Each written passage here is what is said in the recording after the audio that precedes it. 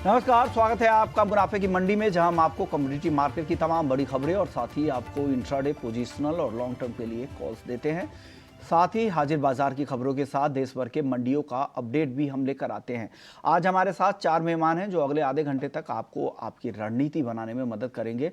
भूपेश शर्मा है, technical expert है बीकानेर से। साथ ही हमारे साथ आज वीरेन वकील साहब भी हैं पैराडाइम कमोडिटी से, और अखिलेश जैन है हमारे साथ, टेक्निकल आईक्यू के फाउंडर है, और तरुण सत्संगी है सिल्क रूट से। आप सभी मेहमानों का बहुत बहुत शुक्रिया। चलिए आगे बढ़ते हैं। सबसे पहले बात गोल्ड और सिल्वर की करते हैं। बीरेन सर, क्या लग रहा है, गोल्ड फंडामेंटल्स के विपरीत अपनी चाल दिखा रहा है या क्या लग रहा है? आज की तेजी को क्या मानते हैं? चाइना की बाइंग, क्योंकि जो बाकी फंडामेंटल्स हैं वो तो बिल्कुल सपोर्टिव नहीं लग रहा है। बॉन्ड यील्ड में तेजी है, 105 106 के आसपास डॉलर इंडेक्स बना हुआ है। इसके अलावा अगर देखें, इस साल एक बार ही सिर्फ ब्याज दरें अब घटने की संभावना है। हालांकि भले ही जीडीपी के नंबर कमज़ोर हो, लेकिन जिस तरह से बयान आ रहे हैं यूएस की तरफ से कि इसको अपवर्ड रिवाइज भी किया जा सकता है, तो ऊपर की तरफ वो जो रिवीजन में आएंगे नंबर, तो उस हिसाब से अगर देखें तो वो सपोर्ट नहीं कर रहे हैं फेड के स्टांस को। क्या लग रहा है आगे किस तरह की चाल गोल्ड की रहेगी और इस तेजी में क्या करना चाहिए? आप क्या सलाह देंगे सर? काफ़ी अच्छे रनअप के बाद अब मार्केट कंसोलिडेशन में है। चाइना में जो इम्पोर्ट वाया हांगकांग होता है वो फरवरी की तुलना में मार्च में 40% बढ़ा है। काफ़ी इम्प्रेसिव बाइंग है ये। फेड के डेटा या स्टेटमेंट थोड़े अनइवन रहे या तो इरेगुलर रहे, तो अब ऐसा लग रहा है कि उनको फेस वैल्यू पे लेना ठीक नहीं है। मीन्स बी सिचुएशनल टाइप का मीन्स मेरा अप्रोच रहेगा उस मामले में। और फिलहाल सोना कंसोलिडेशन में है, सीमित दायरे में आ चुका है। अब कुछ दिनों तक इसमें बड़ी तेजी मंदी नहीं दिख रही है। कोई नया ट्रेलर इसको चाहिए, टेम्पररी इसको बाई किया जा सकता है जस्ट फॉर जॉबिंग पर्पस। मीन्स आपको 700-800 की मूवमेंट जॉबिंग पर्पस के लिए ही आप इसमें प्ले करना चाहिए, क्या लग रहा है सर? लेकिन आगे आपको अगर मीडियम टर्म के लिए अगर किसी का आउटलुक है तो उनके लिए क्या सलाह है बीरेन जी गोल्ड पर? इस लेवल से मैं बाइंग में कंफर्टेबल नहीं हूँ। मुझे कोई डिसेंट करेक्शन की उम्मीद है। अगर डिसेंट करेक्शन आए, क्योंकि ये 60,000 से 74,000 मीन्स 14,000 का जो मूव था, उसमें 7-8 हज़ार का करेक्शन अगर मिले तो ऐसा लग रहा है कि भाई 10 रुपये के रिस्क पर हम 3-4 रुपया, 10 रुपये के रिस्क पे 25 रुपया कमा पाए। At this level down side थोड़ी ज्यादा लग रही है कंपेयर टू अपसाइड ऑप्शन। आप अखिलेश जी बताइए, गोल्ड पर आपकी राय क्या है? देखिए, नंबर्स काफी डाइसी आए कल, स्पेशली जीडीपी के नंबर्स से। जो टेक्निकल्स पर ये पिछले 3 दिनों से रेजिस्टेंस फील कर रहा था अराउंड 2335-36 के आसपास, और वहां से हमको बार बार बिकवाली भी देखने को मिल रही थी। तो कल इसने लेवल को ब्रिज किया। प्राइजेस हालांकि इसके ऊपर अभी मेंटेन भी कर रहे हैं, तो मुझे लगता है कि ओनली फॉर ट्रेडिंग प्रोस्पेक्ट यहाँ पर एक बार पुल बैक दिख सकती है। एमसीएक्स के अंदर वो 250 से 300 पॉइंट, और कॉमेक्स में अराउंड ये 2355-60 की रेंज तक मुझे लगता है अभी। काफी ज्यादा मिक्स्ड स्ट्रक्चर है, और मुझे लगता है कि केवल ट्रेडिंग के हिसाब से ही अभी गोल्ड को देखना चाहिए। मुझे लगता है आज की क्लोजिंग्स बहुत ज्यादा इंपॉर्टेंट होगी, क्योंकि काफी ज्यादा मिक्स्ड डेटा थे। तो आज की क्लोजिंग स्पेशली मैटर करेगी कि ये फर्दर क्या मूव लेता है। मुझे स्टिल अभी भी लग रहा है कि ऊपर के लेवल्स से यहाँ पे दोनों ही प्रीशियस के अंदर एक बार बिकवाली रहना चाहिए। और मुझे लगता है ग्रेजुअली भाव 2235 के आसपास है, जैसे मैंने कहा था 69,500 के आसपास तक देखने को मिलना चाहिए। तो दोनों ही कमोडिटी ट्रेडिंग प्रोस्पेक्ट से लग रही है। इंट्राडे के लिए पहले सत्र के अंदर अभी आप यहाँ पे खरीदारी कर सकते हैं।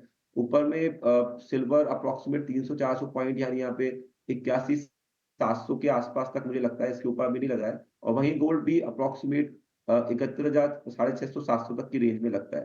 तो ट्रेडिंग के हिसाब से आप बाय कर सकते हैं, बट वेट एंड वॉच करना चाहिए इसमें कोई भी पोजीशन बनाने से पहले। ओके, जी, तो ये सलाह आपकी है। आप बताइए भूपेश जी, आपको क्या लग रहा है गोल्ड की चाल यहाँ से कैसी रह सकती है? नमस्कार विश्वान जी। नमस्कार। गोल्ड की बात करें तो 71,500 से 550 के मध्य जहां कहीं भी गोल्ड मिलता है, मुझे लगता है कि गोल्ड में कॉन्ट्रेरी कॉल देना चाहूंगा कि बिकवाली करनी चाहिए। और जिसका स्टॉप लॉस 71,750 के ऊपर का रखें, नीचे में 71,000 और 70,800 तक के लक्ष्य संभावित रहेंगे। और मुझे लगता है कि इस वीक के जो वीकली चार्ट का जो स्ट्रक्चर बना हुआ है वो इस वीक के लिए नेगेटिव ही है। चलिए, अब बात चांदी की करते हैं। चांदी की अगर चाल अब देखें तो 81,000 के ऊपर चांदी भी है, करीब 500 रुपए की मजबूती है। चांदी कैसी दिख रही है आपको बीरेन जी? यहाँ टेम्पररी एक दो दिन के नजरिए के हिसाब से जुलाई चांदी है, उसमें 83 200 के आसपास में शॉर्ट प्रेफर करूंगा। यहाँ 83 800 84,000 का स्ट्रिक्ट स्टॉप लॉस होना चाहिए, क्योंकि ये थोड़ा सा अभी भी कॉन्ट्रैक्टेड है। डाउनसाइड ऑब्जेक्टिव कहीं हम 80,500 80,800 81,000 ऐसा कुछ रख सकते हैं। सोने की तरह ये भी अब कंसोलिडेशन मोड में है, सीमित दायरे में है। चलिए, चांदी का एक बार हॉट बोर्ड भी स्क्रीन पे दिखा दीजिएगा, इससे पता लगेगा कि भाव क्या है। चांदी के भाव नहीं दिख रहे स्क्रीन पे। आप बताइए अखिलेश जी, चांदी का आपका रेंज क्या है? चांदी आज के सत्र में मुझे लगता है कि जो भाव है 80,500 से लेकर 81,750 के आसपास तक की रेंज में रहना चाहिए। अगर ऊपर भाव पहले आता है अराउंड 81,700 800 की रेंज में, तो इसको शॉर्ट कर सकते हैं 82,050 के एसएल से। नीचे मुझे लगता है ग्रेजुअली वापस भाव हमको 80,600 500 के रेंज में मिलने चाहिए। यहाँ पे एक चीज देखने लायक है, समझने लायक है कि चांदी और गोल्ड दोनों ही ने ही मल्टी ईयर कंसोलिडेशंस को ब्रेक करके ये मूवमेंट डेवलप किया है। तो बहुत ज्यादा आने वाले सत्रों में मंदी तो नहीं होगी, बट यस कोई भी करेक्शन आता है, क्योंकि अभी एक पॉज मिला है फेड की तरफ से, बट सूनर और लेटर वहां पे इंटरेस्ट रेट कट्स होंगी, तो नीचे कोई भी बड़ा डिप आता है तो इन्वेस्टर्स को यहाँ पर बाइंग की अपॉर्चुनिटीज देखनी चाहिए। वो हो सकता है 2-2,500 पॉइंट का 3,000 पॉइंट का करेक्शन आए, बट वहां से बाइंग रिकमेंडेशन है पोजिशनल ट्रेडर को। जी। आपकी भूपेश जी, चांदी का आपका रेंज क्या देख रहे हैं? आपको क्या लग रहा है चांदी किस दायरे में रहेगी अभी? जी, चांदी का जो रेंज है वो 81,000 से लेके 81,550 से लेके नीचे में 80,000 तक की रेंज मुझे समझ आती है। और इसमें एक कॉन्ट्ररी व्यू देना चाहूंगा कि 81,200 के नीचे स्पेशली सिल्वर में बिकवाली करनी चाहिए। जो भी आज के हाई का ऊपर में आज के हाई के 200 पॉइंट ऊपर का स्टॉप लॉस डाल के लक्ष्य संभावित 80,000 तक ही रहे। तो ये सलाह सिल्वर पे भी हो गई। अब कच्चे तेल की बात कर लेते हैं। कच्चे तेल में फिर से तेजी है। हफ्ते भर में अगर आप देखें तो ब्रेंट क्रूड के दाम 2.5% बढ़े हैं, वापस से $90 के आसपास जाता क्रूड का भाव दिख रहा है, और 7,000 के ऊपर एमसीएक्स क्रूड। अखिलेश जी बताइए, क्रूड में क्या करना चाहिए आज?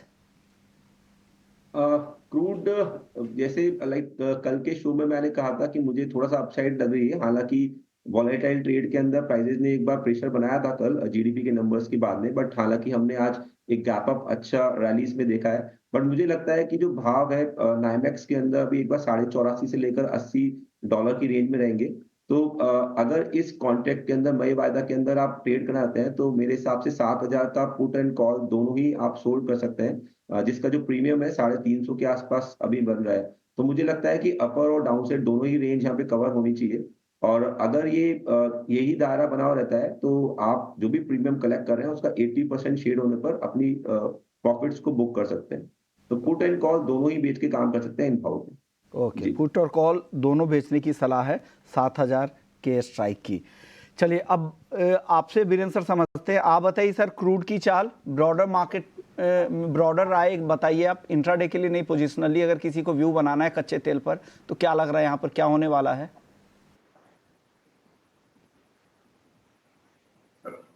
मुझे सवाल है। जी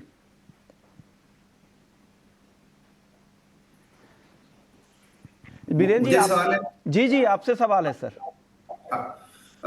ये सर्कुलर कमोडिटी है, ब्रॉडली स्पीकिंग 6,700 अपसाइड में 7,200 उसके बीच घूम रही है काफी समय से। बाय ऑन डिप्स प्रेफर करूंगा मैं यहाँ पे 650 के आसपास, 68-50 के आसपास बाई किया जा सकता है। 71-50 का लक्ष्य रहेगा और 6,750 का स्टॉप लॉस रहेगा। की खरीदारी की सलाह 71-50 के टारगेट के लिए खरीदने की सलाह है। भूपेश जी, आपकी राय क्या है क्रूड पर? जी, क्रूड का बाजार मुझे चार्ट के स्ट्रक्चर इसके पॉजिटिव दिखते हैं अभी हाल फिलहाल। और क्रूड में मुझे लेवल ही की सलाह देना चाहूंगा, कि जहां कहीं भी 50 पॉइंट की मंदी आती है, 6,950 के आसपास क्रूड मिलता है, तो 6,900 का स्टॉप लॉस लगाकर क्रूड में एंट्री करी जा सकती है। अपसाइड के लक्ष्य 7,000 और 7,050, इवन 7,100 तक के भी संभावित रहेंगे। अगर 1-2 दिन की बात करें और आज की बात करें तो 7,050 तक के लक्ष्य संभावित रहेंगे। तो आपको भी लग रहा है कि खरीदना चाहिए। 7,000 से 7,050 का टारगेट आप दे रहे हैं। खरीदारी का लेवल है 6,950 का। मेटल्स की बात कर लेते हैं। मेटल्स में भी आज फिर से तेजी ही है, लगातार तेजी है। महीने भर में देखें तो करीब करीब 14-15% दाम सभी मेटल्स के बढ़ चुके हैं। कॉपर अब 860 के आसपास आ चुका है मई का वायदा, और जिंक 255 है मई का वायदा, और लेड 192 के ऊपर, और एल्यूमिनियम 236 के ऊपर। क्या लग रहा है भूपेश जी, क्या ये तेजी कंटिन्यू रहेगी? कुछ पसंद है आपको इस मेटल्स में? जी, मुझे अभी भी अगर बेस मेटल्स की बात करें तो मुझे आज के दिन में एल्युमिनियम मई वायदा लेना समझ आता है। 236 का दाम चल रहा है अभी, और ये मुझे सेफर साइड दिखता है, और यहाँ पे 234 का स्टॉप लॉस लगाना चाहिए। 240 और 242 के लक्ष्य संभावित रहेंगे आने वाले समय में। इवन आज के दिन के लिए भी बाजार मुझे तेज समझ आता है। वीरेंद्र सर, आपकी पसंद क्या है मेटल्स में आज? हेलो जी जी वीरेंद्र जी, आपसे ही सवाल था सर। मेटल्स में काफी मिला-जुला कारोबार है। ऐसा मान सकते हैं कि confuse money chasing confuse market. Tin काफी उठापटक में है। कॉपर काफी मजबूत है। यहाँ मेरा टेक जिंक पे रहेगा, वैल्यू बाइंग या बार्गेन बाइंग के तौर पे। यहाँ 244 टू 48 के आसपास या 250 के आसपास भी बाई किया जा सकता है। 260-62 का लक्ष्य रहेगा। 241-42 का स्टॉप लॉस रहेगा। ओके, तो जिंक आपको पसंद है। 260 के टारगेट के लिए खरीदने की सलाह। आपको क्या पसंद है अखिलेश जी मेटल्स में? मुझे लगता है कि अभी तीनों ही मेटल्स के अंदर बुल रन चल रहा है, और कहीं ना कहीं अगर हम फंडामेंटल्स पे देखेंगे तो कई बड़े बड़े जो हाउसेज है, जो एनर्जी के हाउसेज है, वो अभी कॉपर के अंदर, सॉरी स्पेशली मेटल के अंदर शिफ्ट हो रहे हैं और अपनी डेवलपमेंट कर रहे हैं। तो मुझे लगता है उसके कारण भी पॉजिटिव सेंटिमेंट बना हुआ है। तीनों के अंदर अगर पोजिशनली बात करें तो मुझे लगता है कि एल्यूमिनियम का स्ट्रक्चर बहुत अच्छा लग रहा है, और यहाँ पर कोई भी घटे में अप टू 231 तक भी इस मेटल को बाय करना चाहिए। इसमें जो स्टॉप लॉस है वो 229 का रहेगा पोजिशनल, और मुझे लगता है ग्रेजुअली भाव ट्रेडिंग प्रोस्पेक्ट से 241-44 और अप टू 285 तक की रेंज में हमको देखने को मिलना चाहिए। वहीं जिंक में भी आप करंट भाव पे या अप टू 251-75 तक आप बाय कर सकते हैं। इसमें भी क्लोजिंग बेसिस पे आप 250 के नीचे का स्टॉप लॉस रखें। मुझे लगता है ग्रेजुअली ये भाव है 258-59, और देन फर्दर यहाँ पे तेजी रहेगी। कॉपर में भी अगर आपको काम करना है तो 254 जो आजकल लो है, उसके आसपास का आप स्टॉप लॉस मेंटेन कर सकते हैं। मुझे लगता है ट्रेडिंग प्रोस्पेक्ट से जो प्राइसेस है 865-67 की रेंज में आना चाहिए। तो तीनों ही मेटल्स के अंदर बाय ऑन डिप्स की रिकमेंडेशन है। जिंक के अंदर स्पेशली क्लोजिंग भाव का एसएल है 250 का। जी, ओके, 250 रुपए 50 पैसे का जिंक के लिए स्टॉप लॉस इन्होंने दिया है। 258 से 259 रुपए का टारगेट है जिंक के लिए। कॉपर डिप पर खरीदारी की सलाह। एसएल है यहाँ पर 854 रुपए का, और टारगेट है 865 से 867 रुपए का। हम एग्री मार्केट की शुरुआत करें उससे पहले नेचुरल गैस पर एक टेक ले लेते हैं। नेचुरल गैस की क्या कॉल है अखिलेश जी? क्या लग रहा है नेचुरल गैस की चाल यहाँ से कैसी रह सकती है? आज हल्की तेजी है, 166 रुपए के आसपास मई का वायदा ट्रेड कर रहा है। क्या करना चाहिए यहाँ पर? काफी रेंज ही है मार्केट। मुझे लगता है वेट एंड वॉच करना चाहिए इसमें। लिमिटेड सा ही लग रहा है 164 से लेकर 171 की रेंज में। तो नीचे यहाँ पे बाय कर सकते हैं 164 का ऐसे लगा के अप टू 171 के लिए। अभी रेंज है मार्केट ये कंप्लीटली, तो वेट एंड वॉच करना चाहिए for next month, sorry next week. Okay, चलिए अब जी। एग्री मार्केट की ओर बढ़ते हैं। एग्री मार्केट में आज देखिए हल्दी करीब 1.5% ऊपर है, 19,350 के ऊपर है जून का वायदा। जीरा मई वायदा 22,800 के ऊपर, यहाँ पर भी अब हल्की खरीदारी लोअर लेवल पे दिख रही है। और धनिया को अगर आप देखें तो यहाँ 7525 के आसपास हल्की नरमी सीमित दायरे में कारोबार हो रहा है। मसालों को लेकर आपका आउटलुक क्या है तरुण जी? क्या लग रहा है, किस तरह की चाल यहाँ से दिख रही है मसालों की? हाय, गुड मॉर्निंग विश्व मोहन जी। अगर हम जीरा को छोड़ते हैं, उसके अलावा स्पाइसेस काफी हॉट नजर आते हैं because of the supply tightness. Turmeric peak arrival season है, उसके बावजूद भी हाई पर प्राइस चल रहे हैं, और प्रॉब्ली हो सकता है यहाँ से 10 से 15% का फर्दर अपसाइड देखने को मिले टर्मरिक के अंदर because of the shortage of supply. Simultaneously coriander तो साइडवेज हो चुका है, बट स्टिल वी बिलीव कि इसका भी क्रॉप अराउंड 10% डाउन है, which will actually support once we are done with the peak arrival season. But anyhow मुझे नहीं लगता कि 7,000 के नीचे प्राइसेस आएंगे, and gradually it would be also heading towards 10,000 over a period of medium term. जीरा का bumper crop है जो कि simultaneously we should not be forgetting कि ग्लोबल पाइपलाइन काफी ड्राई है, तो बम्पर क्रॉप के साथ साथ एक्सपोर्ट डिमांड भी अच्छा होगा, but despite that we believe that it is poised to fall below 20,000। Probably हो सकता है 18,000 या 17,000 का आप जीरा में देखने को मिले। तो ये व्यू आपका है मसालों को लेकर। वीरेंद्र सर, आपको क्या लग रहा है, कहाँ तेजी और कहाँ मंदी दिख रही है मसालों में? जीरा लोअर लेवल पे थोड़ी बाइंग आ रही है, आपको लग रहा है कि ये तेजी टिकेगी? धनिया कैसा दिख रहा है, और हल्दी ऊपर में कहाँ तक जा सकती है? जीरे में फंडामेंटल इतने सपोर्टिव नहीं है, कमजोर तेजी लग रही है मुझे यहाँ पे। धनिया दायरे में फंसा है 75-78 के आसपास। और हल्दी में वोलेटिलिटी काफ़ी है, तो जो जिसको टूरिस्ट मनी कहेंगे या हॉट मनी कहेंगे, वो कंसंट्रेशन अभी फिलहाल हल्दी में दिख रहा है। यहाँ टेक्निकल मोमेंटम अच्छा बना है, अपसाइड में भी 22,000 या 21,500 तक हम शायद इसको देखेंगे। फिलहाल जब तक ये 17,800 के ऊपर होल्ड है, तब तक इसकी रेंज 17,700 21,800 की रहेगी। वॉलेटिलिटी इसमें काफी बड़ी रहेगी अगले कुछ 2 या 4-5 वीक। तो ये व्यू आपका मसालों को लेकर। आप बताइए अखिलेश जी, आपको क्या पसंद है मसालों में? मसालों में नो डाउट हल्दी ही सबसे बढ़िया कॉन्ट्रैक्ट लग रहा है अभी देखने के अंदर। बट ये जैसे वीरेंद्र जी ने कहा कि यहाँ पे एक बड़ी रेंज बन चुकी है और काफी टाइम से एक रेंज बिहेवियर है इसका, बट नीचे के तरफ से बहुत तेजी से इसमें खरीदारी आती है, तो कहीं ना कहीं ये इंडिकेट कर रही है कि इसमें अच्छी तेजी देखने को मिलेगी। बट जो इसका बेस है, एक बार ट्रेडिंग प्रोस्पेक्ट से देख रहे हैं तो 18,700 के आसपास रखें, या फिर पोजिशनल ट्रेडर है तो 17,700-800 के आसपास मुझे लगता है इसका बेस रहना चाहिए। और मुझे लगता है ग्रेजुअली ये भाव है वो 220 यानी 22,000 के ऊपर जल्दी देखने को मिलने चाहिए।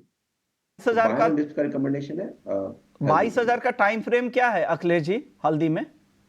जून मिड तक मुझे लगता है ये प्राइजेस आने चाहिए। तो यानी अगस्त के कॉन्ट्रैक्ट में आप चाह रहे हैं कि कोई ट्रेड करे? सॉरी, अगस्त के कॉन्ट्रैक्ट में फिर लोगों को पार्टिसिपेट करना? अगस्त कॉन्ट्रैक्ट, नेक्स्ट कॉन्ट्रैक्ट में ही बात करता हूँ, जब भी एग्री कमोडिटीज की बात करूँ तो नेक्स्ट कॉन्ट्रैक्ट में ही ट्रेड रिकमेंडेशन। तो आगे के कॉन्ट्रैक्ट में बात कर रहे हैं, जून में नहीं, अगस्त के कॉन्ट्रैक्ट में आप ट्रेड करें। जून मध्य तक इनको लग रहा है कि भाव 22,000 भी हल्दी का हो सकता है। आप बताइए, आप भी काफी बुलिश रहते हैं। भूपेश जी, क्या लग रहा है मसालों में, आपको क्या पसंद है और हल्दी में खासकर क्या लग रहा है? जी सर, मेरे अगर बात करें तो मुझे सेक्युलर बुल लगता है हल्दी में, और सेक्युलर बियर लगता है मुझे जीरे में। जैसे मैं बार बार कहता हूँ कि जीरे में कोई भी उछाला आता है तो ये एक अपॉर्चुनिटी रहेगी किसी भी सेलर के लिए बिकवाली की। तो मुझे लगता है कि 23,000-23,500 के आसपास कहीं भी जीरा मिलता है वहां बिकवाली करनी चाहिए, और 24,000 का स्टॉप लॉस लगाना चाहिए। नीचे में मुझे उम्मीद है कि 21,500 21,000 तक के भाव देखने को मिलेंगे आने वाले समय में। और वहीं हल्दी की बात करें तो 19,000 का बाजार कहीं भी मिलता है वहां खरीदना चाहिए। 18,800 के नीचे के स्टॉप लॉस रहेंगे, 19,500 19,900 तक के लक्ष्य संभावित रहेंगे। ओके, चलिए अब बात करते हैं ग्वार की। ग्वार में तरुण जी क्या लग रहा है, ग्वार की चाल कैसी दिख रही है? एक अच्छी तेजी के बाद आज थोड़ी सुस्ती दिख रही है, कल भी हालांकि हल्की नरमी थी, लेकिन भाव अभी भी 11,200 के ऊपर है। एक्सपोर्ट्स के जो नंबर आ रहे हैं गम के, वो भी अच्छे आ रहे हैं। मंडियों में अराइवल्स भी अब कम हो गए हैं। क्या दाम आगे और बढ़ सकते हैं क्या? आप क्या कह रहे हैं ग्वार सीड ग्वार गम पे, तरुण जी?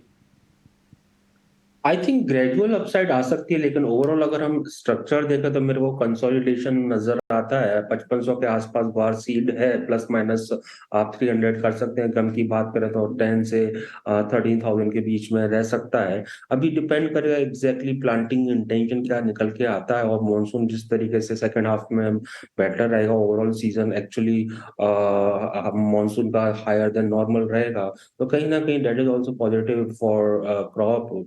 अल्टीमेटली अगर क्रॉप के नंबर अच्छे आए तो ओवर दोस टाइम प्रेशर देखने को मिल सकता है। सो लंबी तेजी नहीं है, कंसोलिडेशन जो है that will prevail in the market. तो ग्वार पर आपका व्यू है। भूपेश जी आप बताइए, ग्वार में क्या लग रहा है यहाँ से? जी, ग्वार का बाजार मई वायदा जब तक 5,550 के ऊपर ट्रेड कर रहा है, मुझे लगता है इसने किसी प्रकार की मंदी नहीं करनी चाहिए। 5,640 के ऊपर निकलने पर इसमें एक अच्छी रैली देखने को मिल सकती है, जिसमें भाव 5,730 और 5,880 के संभावित रहेंगे आने वाले 10 दिनों के। अगले 10 दिनों के अंदर 5700 से 5800 तक के भी भाव दिख सकते हैं। जब तक 5500 के ऊपर है तब तक आप मंदी ना करें, ये सलाह भूपेश जी की है। अखिलेश जी आप बताएं, ग्वार में। देखिए, दोनों ही कॉन्ट्रैक्ट्स ने एक काफी अच्छा रनअप ले लिया है, और जो चार्ट्स पे स्ट्रक्चर्स थे उनके मिनिमम टारगेट स्पेशली गंवार ने पूरे कर लिए हैं, बट गंवार गम में अभी भी कहीं पे क्वेश्चन है। तो मुझे लगता है कि उसके प्राइजेस का या जो चार्ट स्ट्रक्चर बने हैं उसका एक सपोर्ट गंवार को भी मिलना चाहिए। हालांकि मुझे लगता है कि जिसने भी अगर लॉन्ग पोजीशन बना रखी है तो उसको एक प्रोटेक्टिव स्टॉप लॉस 5640 का जून वायदे की बात कर रहा हूँ मैं गंवार शीट के अंदर, और वहीं 11,100 का एक स्टॉप लॉस गम के अंदर मेंटेन करना चाहिए। जब तक प्राइसेस इसके ऊपर है तो यहाँ पर अभी भी अपसाइड क्वेश्चन है, स्पेशली गंवार गम के अंदर मुझे लगता है कि इन प्राइसेस के ऊपर एक बार अच्छी रैली निकलनी चाहिए, और 12,200 तक के भाव यहाँ पर एक्सपेक्टेड रहेंगे। वहीं गंवार के अंदर अपसाइड बनता है 5640 के ऊपर रहते भाव, तो 5825 5850 तक की रेंज हमको देखने को मिल सकती है। पर ओके दोनों ही कमोडिटी के अंदर प्रोटेक्टिव स्टॉप लॉस का जरूर यूज करें। ओके, ग्वार के बाद अब कॉटन की बात करते हैं। कॉटन को लेकर कल सीआई ने एक रिपोर्ट भी जारी किया था, जिनमें उन्होंने मार्च का जो कॉटन प्रेसिंग के एस्टीमेट थे 2023-24 के 309.7 लाख गांठ का, करीब 310 लाख गांठ पकड़ के चलिए, उन्होंने रिटेन किया है। और जो 11 ग्रोइंग स्टेट से इन लोगों ने जो बातचीत की है, उन स्टेट के जो एसोसिएशंस हैं उनके आंकड़ों के आधार पर ये आंकड़े जारी किए जाते हैं। तरुण जी आप बताइए, हालांकि इनका जो रेंज होता है काफ़ी बड़ा होता है, शुरुआत कहीं से होती है, एंड सीजन होते होते कहीं तक होती है, क्या कोई रेलिवेंस है क्या इस नंबर के, प्रेसिंग के नंबर के, और ओवरऑल ये आंकड़े क्या लग रहा है आपके उतने ऑथेंटिक रहेंगे? उनके आंकड़ों पर मैं कमेंट नहीं करूंगा, लेकिन मंथली रिवीजन करना is not actually good practice, क्योंकि अल्टीमेटली कहीं ना कहीं we have a clarity at the time of harvesting कि एग्जैक्टली क्रॉप का साइज क्या रहने वाला है। आई थिंक मंथली बेसिस पे revision should not be done, but ultimately उनका क्या मेथोडोलॉजी है that they would be nice person to tell. But अगर मैं क्रॉप बैलेंस शीट की बात करता हूं तो आई थिंक अभी इनफ स्टॉक हमारे पास है, एंड मेरा production estimate at the time of harvesting I already shared with you around 340 million bales का था। So ultimately crop balance sheet बहुत सरप्लस है डोमेस्टिक, साइमल्टेनियसली चाइना में भी काफी अच्छा स्टॉक है, एंड ग्लोबल बैलेंस शीट भी देखें तो काफी ईज है, सफिशिएंट सप्लाई है। यही कारण है कि लास्ट मंथ आइस कॉटन के अंदर जो रैली आया था 100 सेंट्स के ऊपर प्राइस गए, लेकिन वो सस्टेन नहीं कर पाए। डोमेस्टिक मार्केट में बात करें तो 30,000 के ऊपर प्राइस पिछले 1.5 साल से जाने को तैयार नहीं है। 27,500 के आसपास ही प्राइसेस मैक्सिमम टाइम होवर करते हुए नजर आ रहे हैं। आई थिंक ये डल कमोडिटी है, सफिशिएंट सप्लाई है, एंड अपकमिंग क्रॉप कैसी रहेगी वही फ्यूचर फर्दर डिसाइड करेगी। डिमांड साइड की बात करें तो डिमांड अभी भी मार्केट में वीकर है। तो ये व्यू आपका कपास कॉटन को लेकर है। आप बताइए बीरेंद्र सर, आपको क्या लग रहा है मार्केट में क्या हो रहा है, प्राइस के हिसाब से कैसा दिख रहा है कॉटन का मार्केट? थोड़ा सॉफ्ट है अभी मार्केट, डिमांड थोड़ी कमजोर है। आइस का कॉटन जो न्यूयॉर्क कॉटन काफी कमजोर है, उसके हिसाब से यहाँ मेरा व्यू हल्का सा बेरिश है। ओके, शुक्रिया वीरेंद्र सर आपका, तरुण जी आपका, और भूपेश जी और अखिलेश जी आपका भी बहुत बहुत शुक्रिया। मुनाफे की मंडी